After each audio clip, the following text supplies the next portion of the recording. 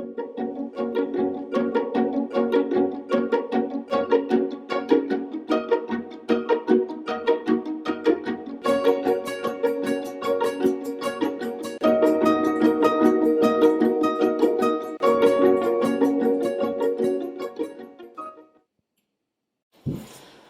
my name is Ciara and I am the owner of Highland Tea Salon. We are a traveling tea business. We also are party planners, and I am a guest of the Ashe County Library to give you a tea demonstration. And I brought two different teas with me today, an herbal tea called Aurora Blue and some blooming teas. Aurora Blue is an herbal tea, so it's caffeine free. It has lemongrass, cornflower, blood orange, ginseng. It has a wonderful crisp taste to it. It turns blue, and when we put some lemon juice in it, it's going to turn purple. It's pretty cool. And the blooming teas are these amazing flowers that have been hand sewn together, and then they expand in your cup and create a beautiful and delicious tea. And I put out a display of an etiquette set for an afternoon tea. It looks kind of intimidating, but I promise it's not. So we're going to go ahead and get our tea ready. All right, so we got our water, and I like to get my water at about 200, 218, that's good. But for different teas, you actually get your water prepared at different temperatures. All tea comes from one plant called Camellia sinensis, and it's up to a tea master to ferment it and burn it correctly, and that's how we get all of our different teas. We have black teas, oolongs, green teas, white teas, herbals, ascends, mates. There's a lot of fun variations. So we're going to go ahead and start with the Aurora Blue, and I put it in this cool little gigantic canister for you to see. And you keep your tea in these airtight containers because tea produces a lot of natural oil, and you don't want it to ferment. So I'm going to go ahead and just put about roughly, I put in about 2 tablespoons. We're going to let that start steeping.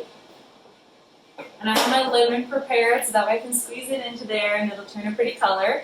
And now we're going to pour tea into one of my favorite tea steeping instruments. This is called the Ingenuity, and it has your measurements.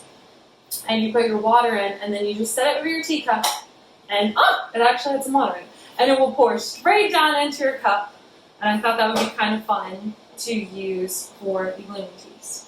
So with the teapot, you're just going to hold it like so.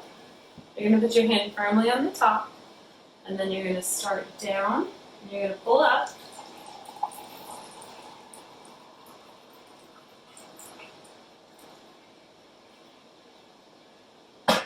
And then I'm going to get my blooming tea out. The one that I chose today is called Butterfly, and it has jasmine and aromat. So I'm just going to go ahead and place this in here.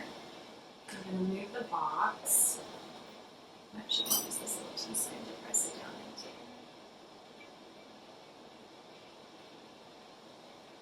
I'm just going to go ahead and let that steep. So this has turned a beautiful blue color. So I'm going to go ahead and put the lemon juice in so that way you can see it.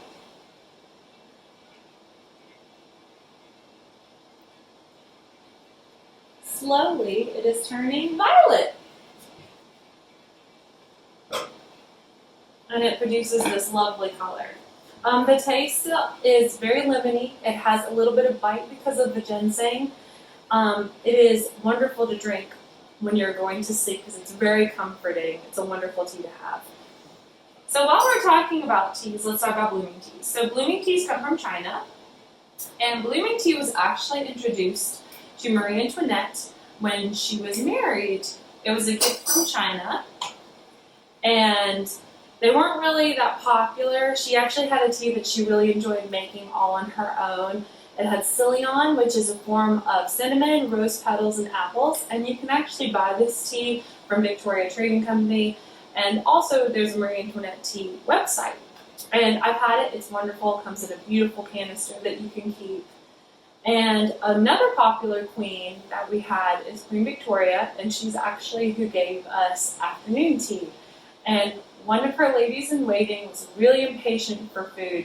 Because in England back then you had dinner at 9:30 at night, which was a really long time to wait.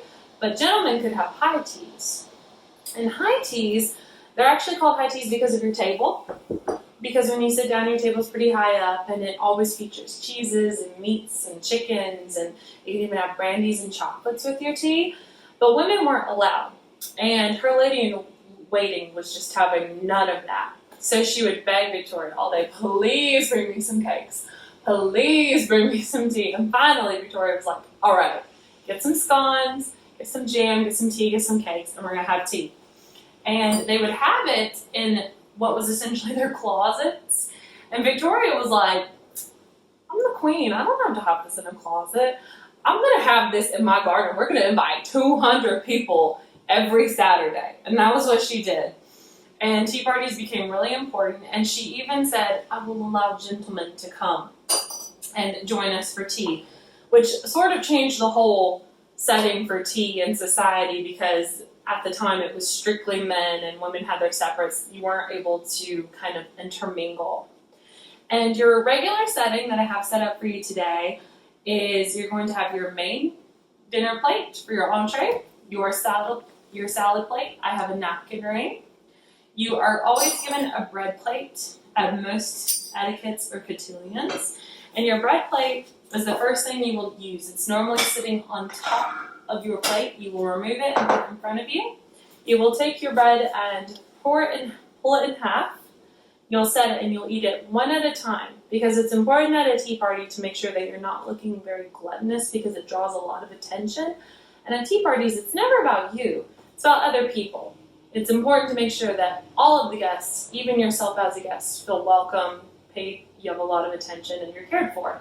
Then you'll eat your salad, and then you'll move on to your dinner plate. You always have your water glass to, I guess it would be the right. Yep, the right. And you're always given eggs at a tea party, but normally only at 11sies you would be given a boiled egg. Then you have your teacup and your saucer. Your saucer is made to assist you in the tea party experience. You can set your trash upon it or your tea bag. You would lift it. You would grab it like so, and then you would bring it to your mouth, set it back down very gently and quietly, and then put it back. Outside a tea strainer, you would put this over, and whenever you're pouring your tea with your teapot, you would just pour it and it'll catch any extra leaves. Then you have your silverware. People are often intimidated by the silverware, but it's no big deal. You have your main 2 forks. These are the first ones you're going to use. This large fork right here. Then you're going to also use your knife. And the same with the spoon. You'll use it for your salad or any butter that you need. And then you'll use your last fork and knife for your entree. And normally at formal afternoon tea parties, you're given a little tea dish. This is to set your tea bags in, or your tea leaves, or your spoon, as you see me doing. So I'm watching this beautiful tea that we had picked, and it is slowly but surely blooming. It takes about 10 minutes for blooming teas, but you can start to see it. And it smells very soft. It's very soft and very feminine, very light.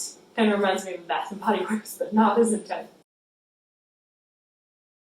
So I'm going to show you how the ingenuity works. This beautiful blooming tea has fully come to the full bloom. So you're just going to lift it on top of your cup, and you're just going to set it down. No problem. And then it pours your tea into your cup, and you're ready to drink. And it's pretty fun. I love it so much. Do we have any questions about tea? Do they play any games at tea parties? Sort of. The whole point of a tea party is to be courteous and kind to one another. So in a way, I guess if you're rude or you make a lot of noise or you're super gluttonous, if you're drawing attention to yourself, that's technically losing the game. So Do queens have tea every day? Queens do have tea every day. Even in England, there's a law that states you have 20 minutes every morning at 11 to have your tea, scones, and biscuits. It's called 11sies. But other than that, yes, queens have tea every day. Who is invited to tea? So in modern tea parties, everyone is invited to tea, but when tea parties first started occurring, it was mostly aristocracy, wealthy people. But as tea became more popular throughout the ages, everyone could have it. It was very common to invite your coworkers out for tea. It was very relaxing. You'd go to tea bars, and at home you'd have tea with your family and friends. Is tea time the same everywhere? It is not the same everywhere. So as I mentioned with 11sies, so in England you wake up, you have your first cup of tea, then you have your 11sies, then you wait for your afternoon tea, then you have your high tea. And then Turkey, they drink tea all throughout the day. It's very popular. Turkey actually consumes the most tea. They consume more tea than England. I guess in America, if we're having sweet tea, I would say you probably have that in the late afternoon. That's normally when people have it with their lunch. In Japan, they normally have tea in the evenings, and of course tea ceremonies with matcha. So tea time is not the same everywhere. Are Americans famous for any teas? Americans are famous for teas. There's actually the Charleston Tea Plantation. They produce a large variety of teas that are grown there and produced and they're really flavorful and wonderful. There's also the popular Lipton tea, which is in New Jersey. If I recall, I have to fact check, but he was traveling and found 2 varieties of tea that he enjoyed. He brought it to America. And of course, Southern sweet tea. It's the staple, I think, of America, but it's not Southern. It was actually created. There's 2 stories. One story states that in 1904 in St. Louis, iced tea was created to sell to people because it was so hot at the World's Fair. But then there's another story in like the 1800s of a man who was having a hard time selling tea, so he put ice in it and then he sold it and it was a hit. So those are the teas that I would say are the most popular for America. Thank you so much for having me for tea. It was really enjoyable. I hope I answered some of your questions about tea and etiquette. The tea that I used today was from the Spice and Tea Exchange, the Aurora Blue and the Blooming teas. There's a Spice and Tea Exchange in Blowing Rock in Ashe County, North Carolina, as well as the Ingenuity. You can purchase those there. I also got this teapot from the Kitchen Store in Ashe County, and a lot of my dishware that I use is from TJ Maxx. And lastly, if you would ever like to have a tea party or have any questions, you can find me on Facebook at Highland Tea.